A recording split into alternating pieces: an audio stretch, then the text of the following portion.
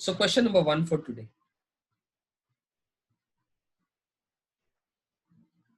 Y is equals to 4 tan x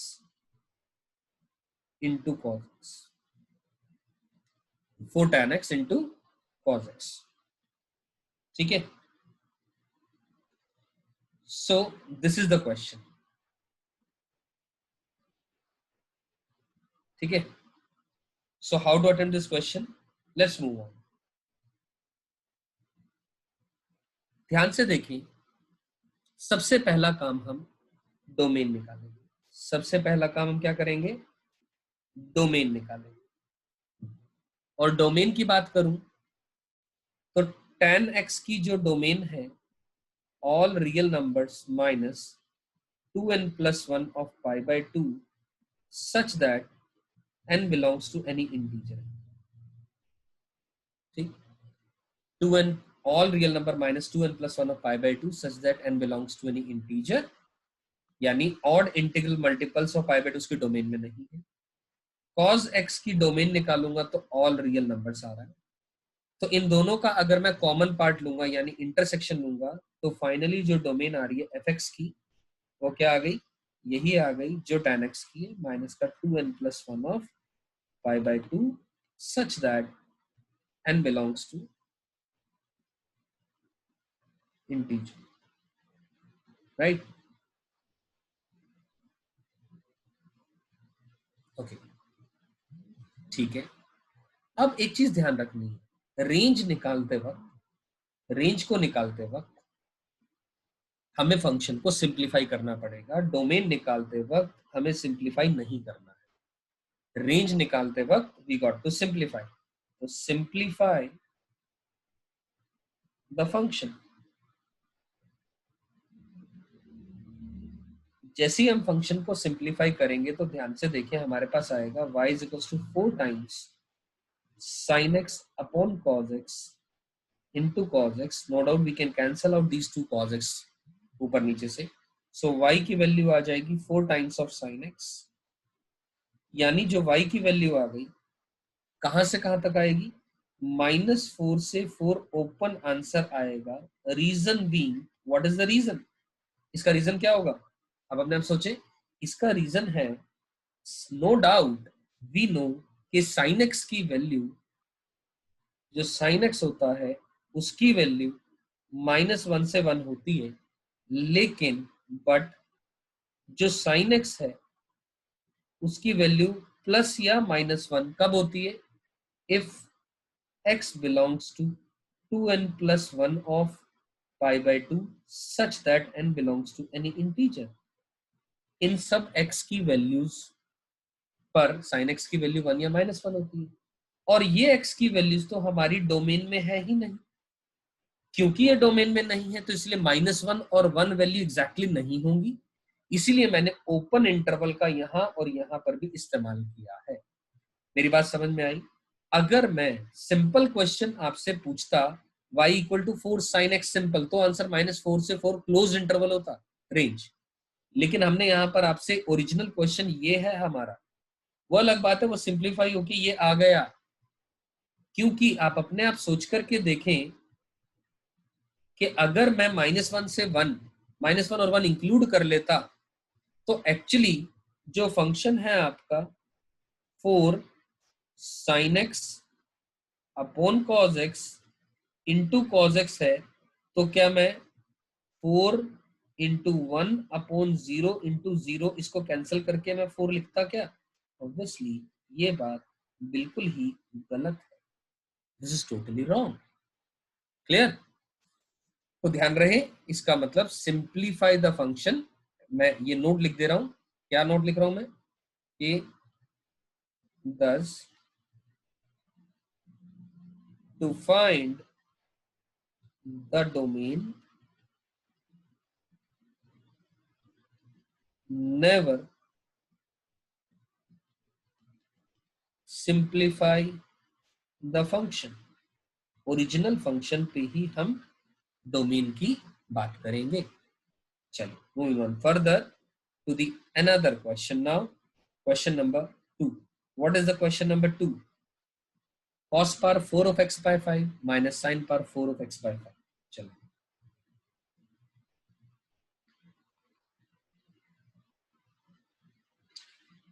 so here is the question. Y is equals to cos power 4 of x by 5 minus sin power 4 of x by 5. We have been asked to find its range. तो सबसे पहला तो domain, इसकी domain की बात करूंगा real number, इसकी domain की बात करूंगा real number, R intersection R तो आर ही होगा. ये आपके पास डोमेन आ गई. ठीक है, डोमेन आ गई तो ध्यान से देखिए. अब रेंज के लिए क्या करेंगे? रेंज के लिए हम करेंगे, इसको ऐसा लिखा जा सकता है cos square of x by 5 का square minus sine square of x by 5 का स्क्वायर, यानी a स्क्वायर माइनस का b स्क्वायर फॉर्म बन गया. अब a स्क्वायर माइनस का b स्क्वायर को अपन लोग a plus B into A minus B तो लिख ही सकते हैं,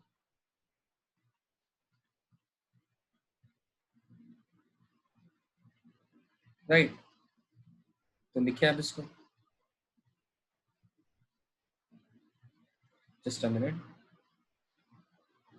तो ये बन जाएगा कितना?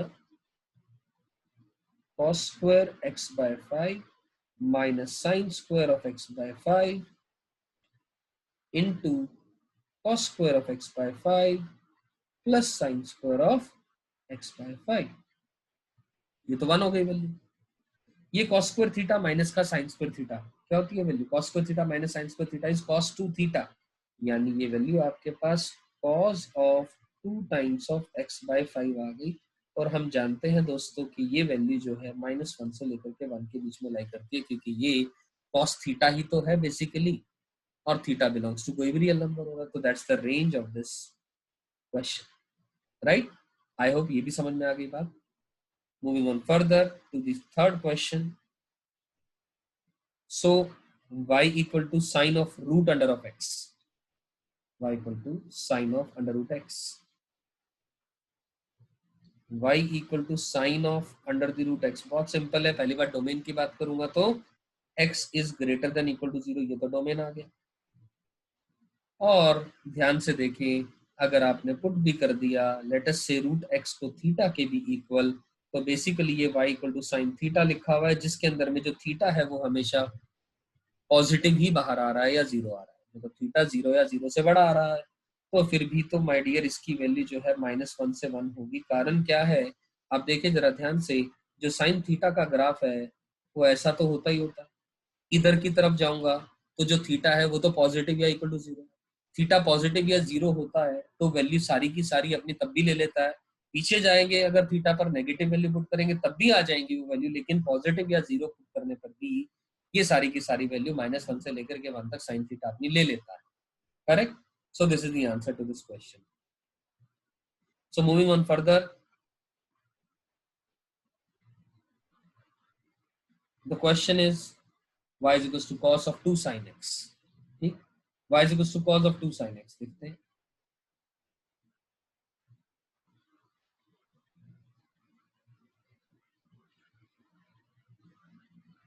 y is equal to cos of 2 sin x.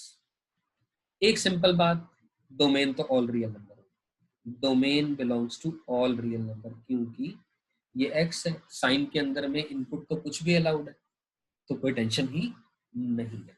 अब आता है सवाल रेंज के ऊपर. रेंज के ऊपर क्या बात करें? अब रेंज के ऊपर बात करने के लिए ध्यान से सुने कि हम जानते हैं ये बेसिकली लिखा है cos of theta, where theta is equal to let us say 2 sin x, और 2 sin x है उसकी वैल्यू -2 से लेकर के 2 आ जाएगी. मतलब cos के अंदर में जो इनपुट है वो -2 से लेकर के 2 जा रहा है. आप ऐसे समझ लो, cos के अंदर में जो इनपुट जा रहा है वो -2 से लेकर के 2 जा रहा है. अब cos के हम ग्राफ की बात करते हैं. ठीक, cos का ग्राफ अपन लोग जानते हैं, ये कुछ ग्राफ होता है cos का. This value is 0,1. ठीक, दिस वैल्यू इज 5/2.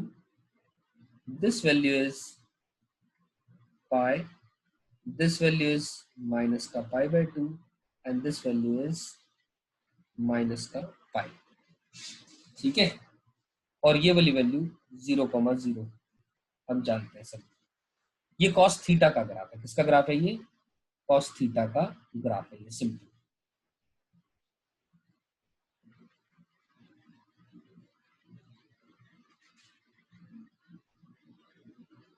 ठीक है, तो क्या करें अब देखो, जरा आराम से सुनो, इस बात को अच्छे से समझो। कॉस के अंदर में थीटा जा रहा है और जो थीटा है उसकी वैल्यू -2 से 2। अब पाई बाय 2 की वैल्यू रेडियंस में बात करें तो 1.5 समथिंग होती है, तो 2 कहीं ना कहीं यहां आएगा, क्योंकि ये वैल्यू तो 3.14 समथिंग होती है, और माइनस का 2 कहीं ना कहीं यहां आएगा,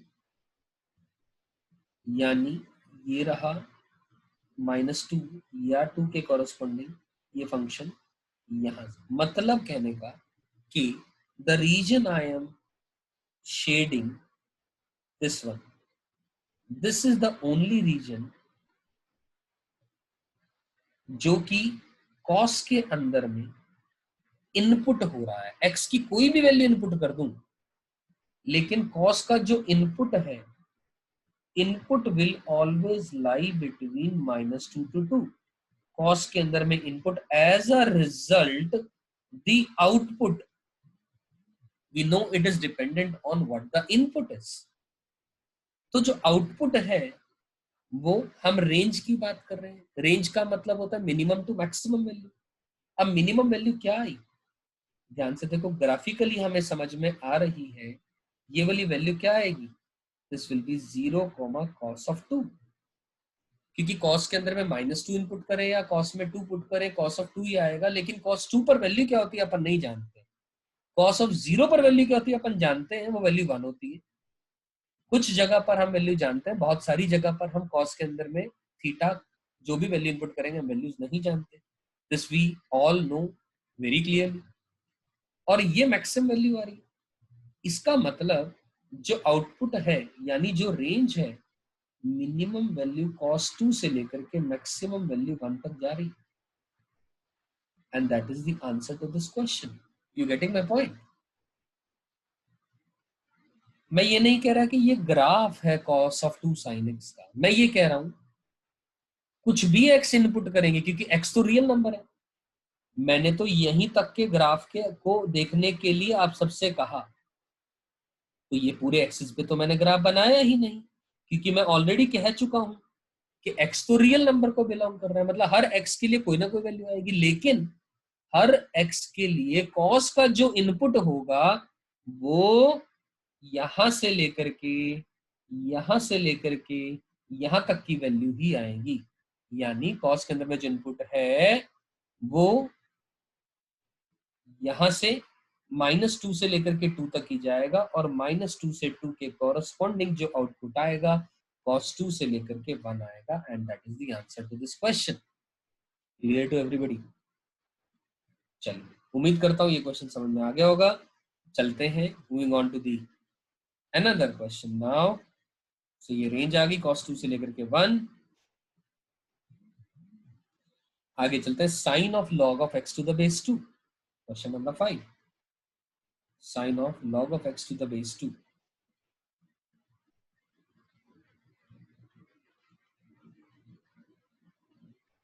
y is equal to sine of log of x to the base 2।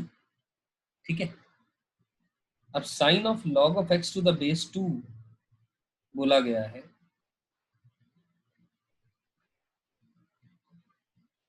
So this is the question in front of you. ठीक, अब sine of log of x to the base 2 के लिए आप क्या करेंगे? देखो जरा, सुनो ध्यान से।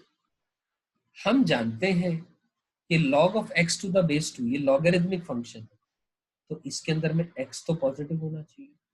यानी ऐसा बोल दूं मैं कि x बिलोंग्स टू ओपन 0 से इंफिनिटी, तो ये तो डोमेन हो गई। ये तो क्या हो गई? डोमेन हो गई। डोमेन तो हमें क्लियर हो गई बात। अब अब 1 मिनट के लिए log of x to the base 2 को आपने थीटा पुट कर दिया। आपको अच्छे से समझाने के लिए मैं ये बात लिख रहा हूं। तो y बन गया साइन ऑफ थीटा। ठीक है, हम एक चीज तो जानते हैं कि log of x to the base 2 का ग्राफ जानते हैं, वो ये होता है, ये पॉइंट है 1,0, ये पॉइंट है 0,0, ये रहा। ठीक, this is the graph of the log of x to the base 2, and we are able to see from the graph easily that this graph is attains the value from minus infinity to, यानी belongs to real numbers। यानी कहने का मतलब y is equal to क्या बना, sign of theta, and जो theta है वो बिलोंग्स टू रियल नंबर है। एज अ रिजल्ट अगर साइन के अंदर में इनपुट ऑल रियल वैल्यूज जा रही है तो y की जो वैल्यू है वो -1 से लेकर के 1 तक सारे आंसर आ जाएंगे। That's the range of this question, domain and range. I hope it is understood to all of you. Clear है? चलिए, बहुत ही बढ़िया, चलते हैं आगे। Moving on to the next question. The next question says, ध्यान से देखो, ये तो यहीं पर ही बात समझ में आ जाएगी। Greatest integer of fractional part x plus fractional part of greatest integer x। ठीक है ना, ये मेंशन है क्वेश्चन, मान के चले आप कि square bracket is representing GIF यानी greatest integer function, and curly bracket is representing the fractional part. अब अपने आप सोच करके देखो कि x की तो वैल्यू की बात करूंगा वो ऑल रियल नंबर आएगा, सब कुछ इनपुट अलाउड है। ग्रेटेस्ट इंटीजर के अंदर में फ्रैक्शनल पार्ट है, और फ्रैक्शनल पार्ट x की जो वैल्यू होती है हमेशा क्लोज 0 से लेकर के ओपन 1 आती है। यानी ग्रेटेस्ट इंटीजर के अंदर में इनपुट क्लोज 0 से लेकर के ओपन 1 जाएगा तो आउटपुट भी तो 0 आएगा, करेक्ट? या फिर fractional part of greatest integer x की बात करूंगा, हम जानते हैं ग्रेटेस्ट इंटीजर के बाहर हमेशा इंटीजर आएगा, तो fractional part of any integer 1 2 3 it is always 0। तो रेंज के अंदर में केवल एक एलिमेंट आएगा, वो कौन है? 0। That's the answer written over here. Clear? तो ठीक है, यहां तक अपने को बातें सब समझ में आ रही हैं। अब मूविंग ऑन फर्दर, अब देखो जरा ध्यान से क्वेश्चन नंबर, ये g ऑफ x की बात करूं मैं, ये क्वेश्चन में अगर बात की जाए tan of pi times of greatest integer of x minus pi, tan of pi times of greatest integer of x minus pi, tan of pi times of greatest integer of x minus का pi divided by x square minus 3x plus 4। This is a question given to us, है ना? x square minus का 3x plus 4 की ही बात की गई। देख लेते दोबारा क्वेश्चन को। यस, तो अब इस क्वेश्चन में, और it has to be mention, मैं अलग से लिख दे रहा हूं कि this symbol represents GIF। Okay, so हमें इसकी डोमेन और रेंज के बारे में कमेंट करना है। तो डोमेन और रेंज के बारे में कमेंट करना है तो ध्यान से देखें कि पहले इतने पोर्शन को देखें। इसका जो डिस्क्रिमिनेंट आ रहा है 9 माइनस का 16 यानी नेगेटिव आ रहा है, यानी और a पॉजिटिव आ रहा है, a की वैल्यू 1 आ रही है, एक्स स्क्वायर का कोएफिशिएंट यानी वो पॉजिटिव आ रहा है।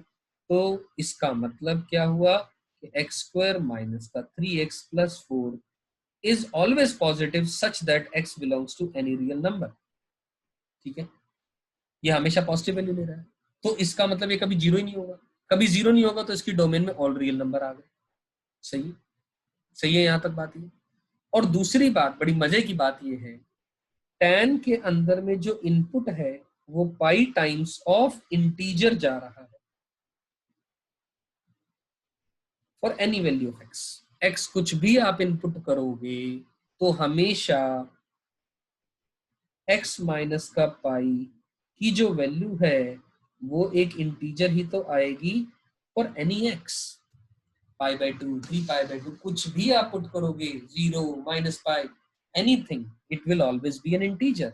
और आप अपने आप सोच के देखो डियर फ्रेंड्स कि tan of n pi such that n belongs to any integer, it is always 0। 0 होता है हमेशा। अरे भैया tan थीटा वही 0 होता है जहां पर sin थीटा भी तो 0 होता है। तो इसीलिए इसकी रेंज में केवल और केवल एक एलिमेंट आएगा 0। That's the answer to this question. Clear to all? चलिए moving on further to the another question.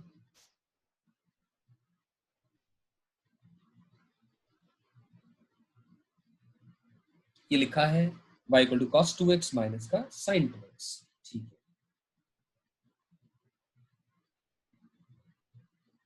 y equal to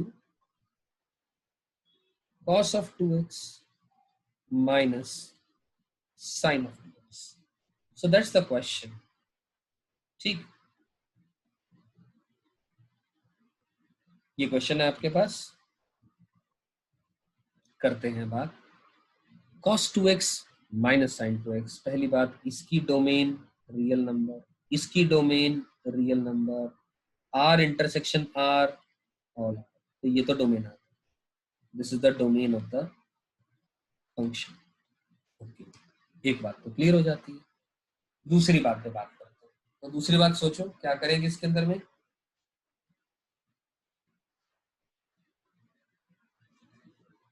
just a minute, देखें ध्यान से। अब मैंने ऑलरेडी आपको ये समझाया हुआ है कि अगर आपको एक क्वेश्चन ट्रिग्नोमेट्री का a sin x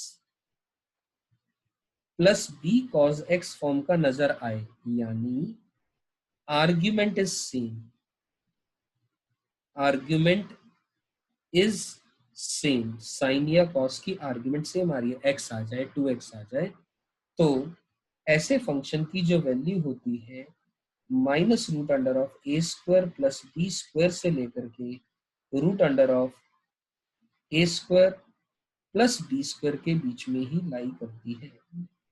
that's the answer to this question. समझ आई बातें मेरी? तो बस वही बात ऊपर कर रहा हूं मैं। यहां पर ए कौन है -1, बी कौन है 1, तो एज अ रिजल्ट y की जो वैल्यू है माइनस का √2 से लेकर के √2 आ जाएगा। That's the answer to this question. Clear है?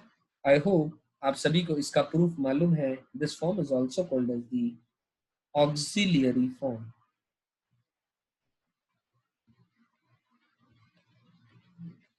ठीक,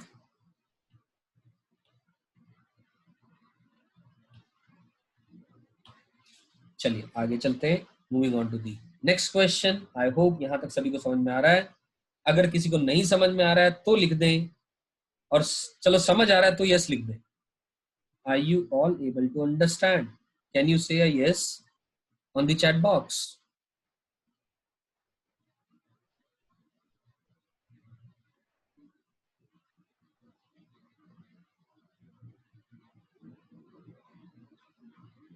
ओके, सभी को लगभग समझ में आ रही है बातें। So moving on to this question number 8 now. fx लिखा है cot square of x minus का π/4। बहुत ही सिंपल है यहाँ तो बात। यार ये देखो ना, ये बेसिकली लिखा cot square of theta. cot theta की वैल्यू माइनस इन्फिनिटी से इन्फिनिटी आती है, तो इसकी बात करूंगा तो माइनस इन्फिनिटी से इन्फिनिटी का स्क्वायर करूंगा तो ऑब्वियसली क्लोज 0 से लेकर के इन्फिनिटी सारे आंसर आ जाएंगे। तो बहुत सिंपल क्वेश्चन है, समझ में आ गया होगा। करेक्ट। चलते हैं नेक्स्ट क्वेश्चन पे। ln of 5x square minus 8x plus 4। ठीक है, ln of 5x square minus 8x plus 4।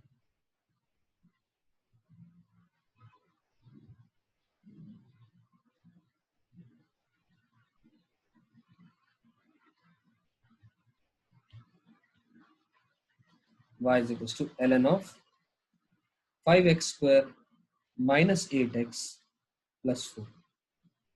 तो एक काम करते हैं, इसकी डोमेन और रेंज दोनों की बातें कर लेते हैं। क्या? अब पहले देखें जरा ध्यान से। ये ln के अंदर में एक क्वाड्रेटिक फंक्शन है. Let us talk about this quadratic function 5x square minus 8x plus 4. इसका ax square plus bx plus c form में कन्वर्ट करेंगे. a की वैल्यू 5 आ रही है जो कि पॉजिटिव है. d की बात करूंगा 64 minus 4 into 4 into 5 यानी 80 हो जाएगा ये. तो 64 minus 80 this value is coming out to be negative. इसका मतलब this as a upward parabola always, or in another words we can surely say that 5x square minus 8x plus 4 is positive such that x belongs to any real number. So this is the conclusion we got. ठीक है, ये बात हमें समझ में आ गई. अब हम क्या कर सकते हैं आगे. अब इसका मतलब डोमेन तो ऑल रियल नंबर आ गई. ln के अंदर में जो नंबर है वो नंबर पॉजिटिव होना चाहिए. ये नंबर कौन है यहाँ पर 5x square minus 8x plus 4, वो तो ऑलवेज पॉजिटिव आ रहा है x की किसी भी रियल वैल्यू के लिए. तो ये तो डोमेन हो गई. अब हम बात करते हैं, ये एक अपवर्ड पैराबोला है. This is an upward parabola. और ln x की बात करें, पर ध्यान से सुनिएगा मेरी बात को. लॉगरिथमिक फंक्शन की बात करें, हम जानते हैं ln ऑफ x एक इंक्रीजिंग फंक्शन होता है. कैसा फंक्शन होता है? इंक्रीजिंग फंक्शन होता है. कहने का मतलब ये हुआ, ध्यान से देखो, ln x का ग्राफ तो ये होता है, मतलब as x increases y also increases, where I am saying y equal to ln x. सही है बात ये? ठीक है, मतलब जब ln के अंदर में इनपुट छोटा होगा तो आउटपुट छोटा आएगा, इनपुट बढ़ता जाएगा तो आउटपुट बढ़ता जाएगा. तो इसका मतलब we are concerned to find the minimum and maximum value of this quadratic function 5x square minus 8x plus 4. तो मिनिमम और मैक्सिमम वैल्यू अपने को इसकी निकालनी है. तो ठीक है, अब हम जानते हैं ये तो एक क्वाड्रेटिक है. 5x square minus 8x plus 4, हम जानते हैं कि इसका एक अपवर्ड पैराबोला होगा. तो मिनिमम वैल्यू तो इसकी वर्टेक्स पर आएगी, और इस वर्टेक्स का जो कोऑर्डिनेट होता है माइनस का b/2a कॉमा माइनस का d/4a होता है. सही है बात ये? यानी इसकी वैल्यू माइनस का b/2a कॉमा माइनस का d/4a, यानी y की जो वैल्यू आएगी, अगर मैं इसको y1 मान लेता हूं लेट अस से, तो y1 की जो वैल्यू है माइनस का d/4a से लेकर के इंफिनिटी पहुंच जाएगी. माइनस d/4a निकाल लेते हैं इसका. y1 की जो वैल्यू है माइनस ऑफ कितना आ जाएगा 64 माइनस का 80 डिवाइडेड बाय 4 इंटू 5 से लेकर के इंफिनिटी, ये वैल्यू आ जाएगी. तो देखें जरा ध्यान से कितना आ जाएगा ये. तो एज अ रिजल्ट जो y1 है उसकी वैल्यू आएगी, दिस विल बी 64 माइनस का 80 इज माइनस 16. तो 16 डिवाइडेड बाय 4 इंटू 5 से लेकर के इंफिनिटी, यानी दिस विल बी 4. मतलब y की जो वैल्यू है 4/5 से लेकर के इंफिनिटी जाएगी. देयरफॉर जो रेंज है फंक्शन की ln ऑफ 4/5 से लेकर के इंफिनिटी चली जाएगी, क्योंकि ये मिनिमम वैल्यू है. ln के अंदर में मिनिमम इनपुट जाएगा तो मिनिमम आउटपुट आएगा, मैक्सिमम आउटपुट जाएगा तो मैक्सिमम आउटपुट आएगा. मतलब इंफिनिटी पर ओपन इंटरवल यहाँ है तो यहाँ भी ओपन ही होगा. समझ आ गई मेरी बात? और ध्यान रखें एक चीज, मैंने ये बात तो डिस्कस कर ली, लेकिन ln की बजाय मतलब log of something to the base e है, लेकिन अगर बेस छोटा होता तो ln log x का ग्राफ, अगर बेस छोटा होता, I am writing down here, if log of x to the base a है और a की वैल्यू ग्रेटर देन 0 से लेकर के लेस देन 1 है, then it is a decreasing function. अब ये फंक्शन कैसा होगा? डिक्रीजिंग फंक्शन होगा. मेरी बात समझ में आ गई? पक्का? चलिए, बहुत ही बढ़िया. Moving on to the another question.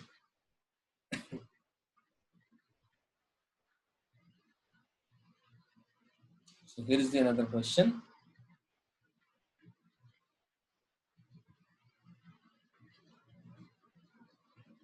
अच्छा ठीक है, आज के लिए यही क्वेश्चन थे इसके अंदर में, ये हमने डिस्कस कर लिए सारे के सारे. तो रेंज रिलेटेड चीजें मोर और लेस हमने डिस्कस सारी कर ली है ना. तो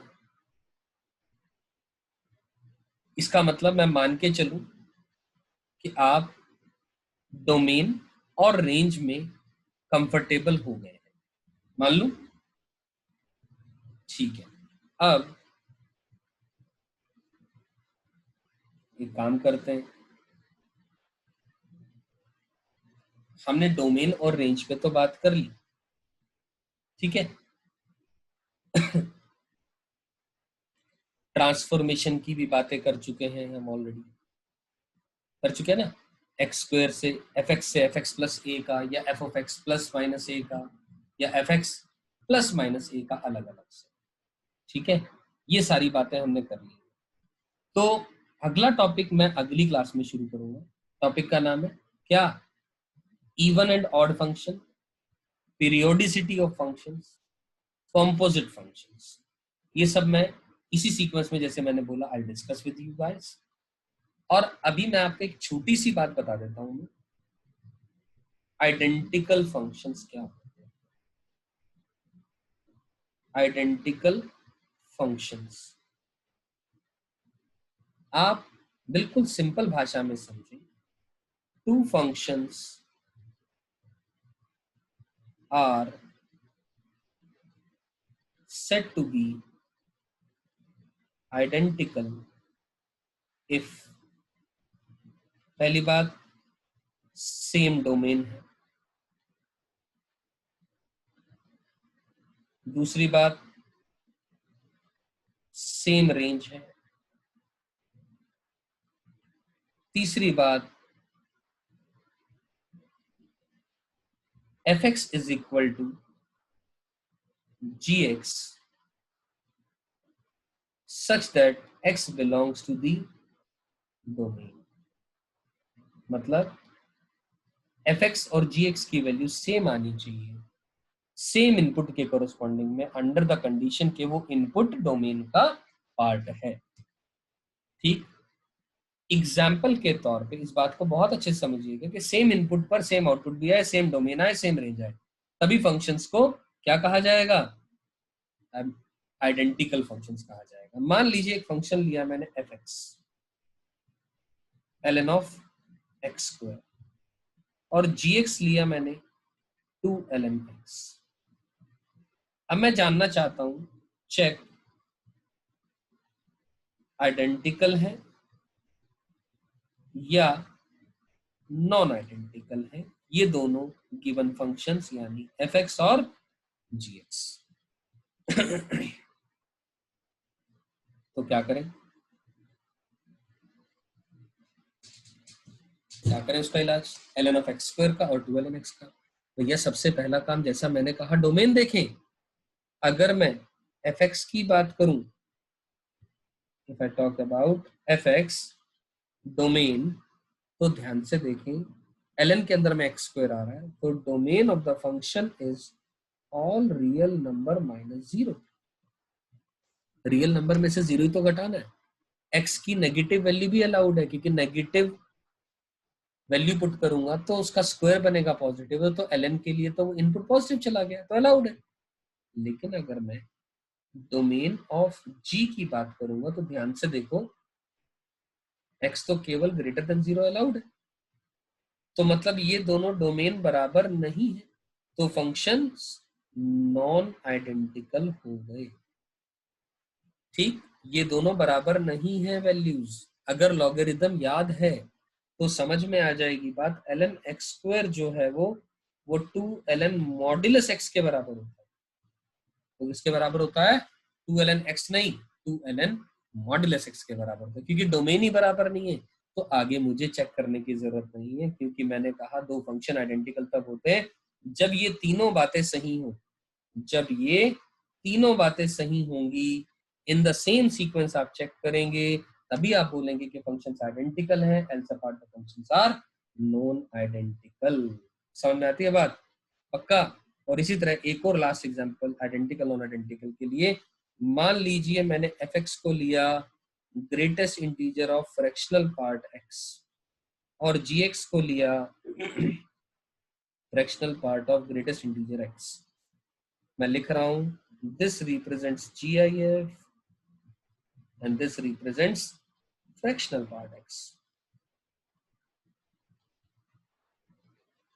तो these both the functions will be identical। why? दोनों की डोमेन, इसकी डोमेन भी रियल नंबर है, इसकी डोमेन भी रियल नंबर ही है, तो भैया कुछ भी अलाउड है इनपुट, और दोनों की रेंज भी बराबर है, रेंज दोनों की बराबर है। अभी अभी थोड़ी देर पहले करा, रेंज में दोनों के जीरो ही एलिमेंट आएगा। अरे भैया greatest integer of fractional part will be zero and fractional part of greatest integer will also be zero. तो सेम इनपुट पर आउटपुट सेम आ रहा है, आउटपुट क्योंकि हमेशा ही ऑल x की रियल वैल्यूज पर रेंज जीरो आ रही है, तो इसका मतलब yes the functions are identical. ठीक है।